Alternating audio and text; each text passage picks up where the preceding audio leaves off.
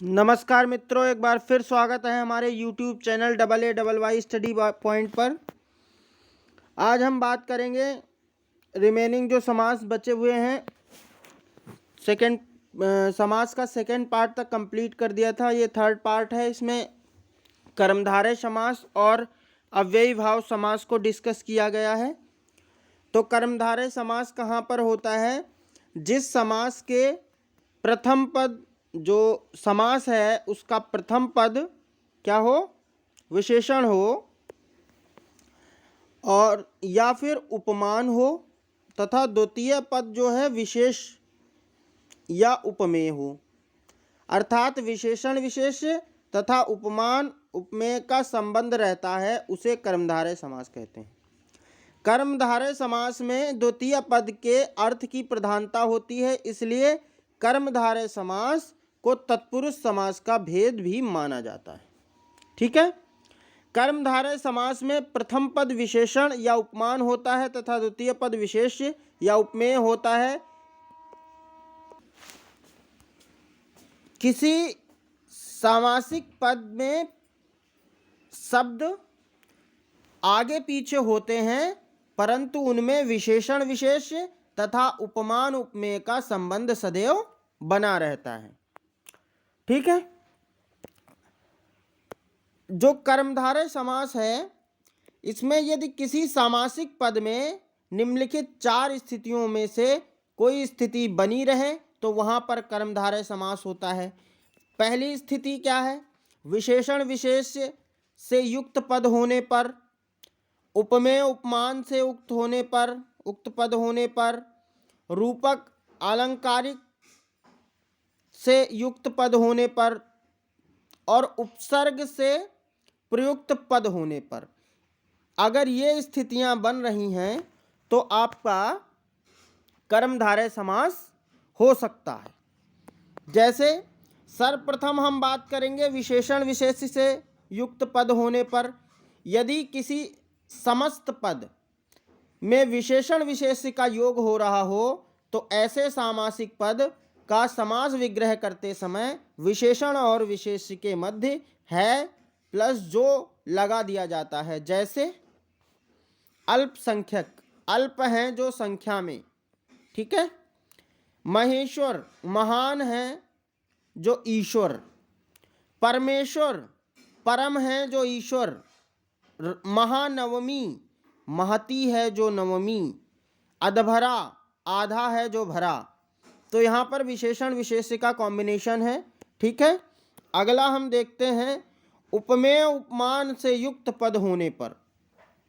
यदि किसी समस्त पद में उपमान उपमेय का योग हो रहा है तो ऐसे सामासिक पद का समास विग्रह करते समय उपमान और उपमेय के मध्य समान है, ठीक है या है, जो लगा दिया जाता है। जैसे कुसुम कोमल, कुसुम के समान है जो कोमल। वज्र कठोर, वज्र के समान है जो कठोर। हस्त कमल, कमल के समान हाथ, कमल के समान जो हाथ क्या है? हाथ। मीनाक्षी, मीन के समान अक्षी, आंख। मुख कमल, कमल के समान मुख। यहाँ पर उपमेय उपमान का कॉम्बिनेशन है। ठीक है। तो यहाँ पर भी कौन सा समास है? कर्मधारय समास है। अगला देखते हैं हम रूपक अलंकारिक, अलंकार से युक्त पद होने पर क्या होगा? जैसे शोक सागर, सागर रूपी शोक या सागर के समान है जो शोक। क्रोधाग्नि, अग्नि रूपी शोक या अग्नि के समान है जो क्रोध। ठीक है। यहां अग्नि रूपी क्रोध होगा, अग्नि रूपी क्रोध। वेद संपत्ति, वेद रूपी संपत्ति। तारा घट, तारा रूपी घाट। विद्याधन, विद्या रूपी धान। तो रूपक अलंकार में रूपी जो है उसका आना सुनिश्चित होता है। ठीक है। अगला देखते हैं हम उपसर्ग से युक्त पद होने पर। यदि किसी उपसर्ग को विशेषण की तरह प्रयुक्त किया गया हो तो वहां कर्मधारय समास होता है। उपसर्ग का महत्व अव्ययी भाव समास, तत्पुरुष समास और बहुब्रीहि समास में भी होता है। इसलिए यहाँ ध्यान रखने वाली बात यह है कि कर्मधारय समास में उपसर्ग का प्रयोग विशेषण की तरह होता है, ना कि अव्यय की तरह। जैसे कुपुत्र, कुत्सित है जो पुत्र। कुमार्ग, कुत्सित है जो मार्ग। कदाचित, कुत्सित है जो आचार, कदाचार, ठीक है, कदाचित नहीं है, कदाचार, ठीक है। कदन्न, कुत्सित है जो अन्न। कापुरुष, कुत्सित है जो पुरुष। सुपुत्र, सुष्टु है जो पुत्र, अच्छा मतलब। तत्परामर्श, सही है जो परामर्श। तो ये आपके उपसर्ग से युक्त पद हो गए, तो यहां पर भी कर्मधारय समास होगा। अगला देखते हैं कर्मधारय समास के उदाहरण देते हैं विभिन्न प्रकार के। जैसे कृष्ण सर्प, कृष्ण है जो सर्प काला। श्वेत पत्र, श्वेत है जो पत्र। महाराजा, महान है जो राजा। अधमरा, जो आधा मरा हुआ है। श्याम सुंदर, श्याम जो सुंदर है। अंधविश्वास, अंधा विश्वास। चरण कमल, कमल के समान चरण। मुखारविंद, अरविंद के समान है जो मुख। नृसिंह, सिंह के समान है जो नर। घनश्याम, घन के समान है जो श्याम। ऊषा नगरी, ऊषा रूपी नगरी। मन मंदिर, मन रूपी मंदिर। ये रूपक अलंकारिक हैं, ठीक है।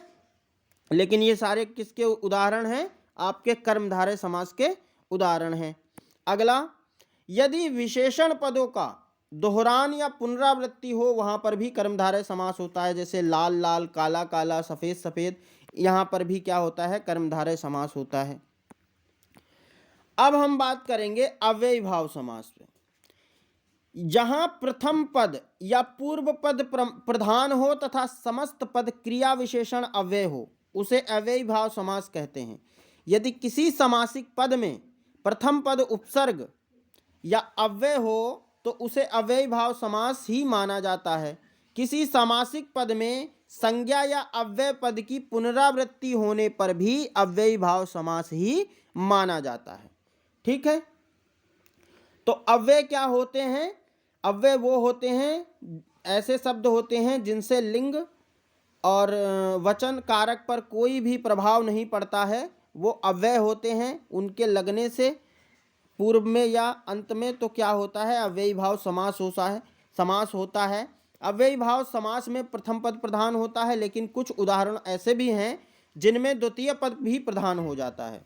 प्रथम एवं द्वितीय पद की प्रधानता के आधार पर अव्ययी भाव समास के दो भेद होते हैं। एक अव्यय पद पूर्व अव्ययी भाव समास और दूसरा नाम पद पूर्व अव्ययी भाव समास। तो पहला अव्यय पद पूर्व अव्ययी भाव समास की बात करते हैं हम। अव्ययी भाव समास का वह रूप जिसमें प्रथम पद अव्यय और द्वितीय पद संज्ञा हो उसे अव्यय पद पूर्व अव्ययी भाव समास कहते हैं। जैसे यथामति, ठीक है। तो आगे क्या है? अव्यय यथा है। यथा संख्य, मति के अनुसार, और ये संख्या के अनुसार। यथा योग्य, योग्यता के अनुसार, ठीक है। अगला देखते हैं हम नाम पद पूर्व अव्ययी भाव समास। अव्ययी भाव समास का वह रूप जिसमें प्रथम पद संज्ञा एवं द्वितीय पद अव्यय हो उसे नाम पद पूर्व अव्ययी भाव समास कहते हैं। जैसे विवाहोपरांत, तो उपरांत जो है वो अव्यय है, तो विवाह के उपरांत। मृत्युपरांत, मृत्यु के उपरांत। विवाहेतर, विवाह के इतर। तो यहाँ पर नाम पद पूर्व अव्ययी भाव समास है, ठीक है। आगे चलते हैं, अव्ययी भाव समास के विभिन्न उदाहरण देखेंगे। यथामति, मति के अनुसार। सेवार्थ, सेवा के लिए। ज्ञानार्थ, ज्ञान के लिए। यथारुचि, रुचि के अनुसार। आजन्म, जन्म तक। अकारण, बिना कारण के। प्रत्यारोप, आरोप के बदले आरोप। प्रतिसहस्त्र, सहस्त्र सहस्त्र। निरोग, रोग से रहित। लापता, पते के बिना। यथा संख्य, संख्या के अनुसार, ठीक है। यथा योग्य, योग्यता के अनुसार। आकंठ, कंठ तक। आमरण मरण तक, घर घर, घर ही घर, तो यहाँ पर भी कौन सा समास होता है? अव्ययी भाव समास होता है। जैसे रातों रात, रात ही रात, यहाँ पर अव्ययी भाव। धड़ाधड़, धड़ा ही धड़, यहाँ पर भी कौन सा समास होता है? अव्ययी भाव समास होता है। अगला देखते हैं हम, बेईमान, ईमान के बिना या ईमान से रहित, लापरवाह, परवाह के बिना या परवाह से रहित, निश्चिंत, चिंता के बिना या चिंता से रहित, निर्भय, भय से रहित या भय के बिना, निडर, डर से रहित या डर के बिना, बेशर्म, शर्म से रहित या शर्म के बिना, निष्पाप, पाप से रहित या पाप के बिना। आगे देखते हैं हम, बाइज्जत, इज्जत के सहित, बाअदब, अदब के सहित, बाकायदा, कायदे के सहित, सशर्त, शर्त के सहित, ससम्मान, सम्मान के सहित, सफल, फल के सहित, प्रतिदिन, हर दिन या दिन दिन, प्रतिवर्ष, हर वर्ष या वर्ष वर्ष, प्रतिपल, हर पल या पल पल, प्रतिशत, हर शत या शत शत, प्रत्येक, हर एक या फिर एक एक। ठीक है, ये सारे अव्ययी भाव समास के उदाहरण हैं। अन्य उदाहरण देखते हैं, यथाशक्ति, शक्ति के अनुसार, यथास्थान, स्थान के अनुसार, यथाक्रम, क्रम के अनुसार, यथा अवसर, अवसर के अनुसार, यथा योग्य, योग्यता के अनुसार। ठीक है, अब हम बात करेंगे अव्ययी भाव समास को हम कैसे पहचानें। तो इसके लिए हम क्या करते हैं, अव्ययी भाव समास में प्रथम पद प्रधान होता है और सामासिक पद अव्यय होता है। अव्ययी भाव समास के प्रथम पद में अनु, आ, प्रति, यथा, हर, ठीक है, भर, ये जैसे शब्द प्रयुक्त होते हैं। अतः अव्ययी भाव समास को पहचानने के लिए इन्हीं प्रथम पद अव्यय देखने के साथ साथ अनु, आ, प्रति, यथा, भर, हर इत्यादि शब्दों को भी देखना चाहिए, वहां पर अव्ययी भाव समास हो जाएगा। अब हम बात करते हैं एक महत्वपूर्ण चीज पर, द्विगु और बहुब्रीहि समास में क्या अंतर होता है, क्योंकि ये दोनों एक जैसे लगते हैं। द्विगु समास का पहला पद संख्यावाचक विशेषण होता है तथा दूसरा पद विशेष्य होता है, जबकि बहुब्रीहि समास में समस्त पद ही विशेषण का कार्य करता है। जैसे चतुर्भुज,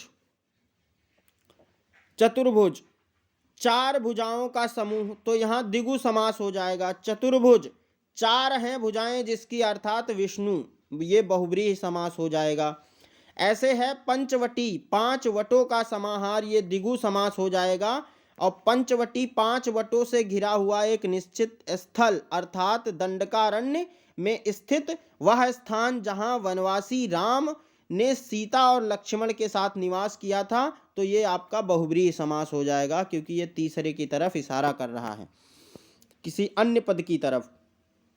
त्रिलोचन, तीन लोचनों का समूह, द्विगु समास होगा। त्रिलोचन, तीन लोचन है जिसके अर्थात कौन है, वो शिव, ये बहुब्रीहि समास का उदाहरण हो जाएगा।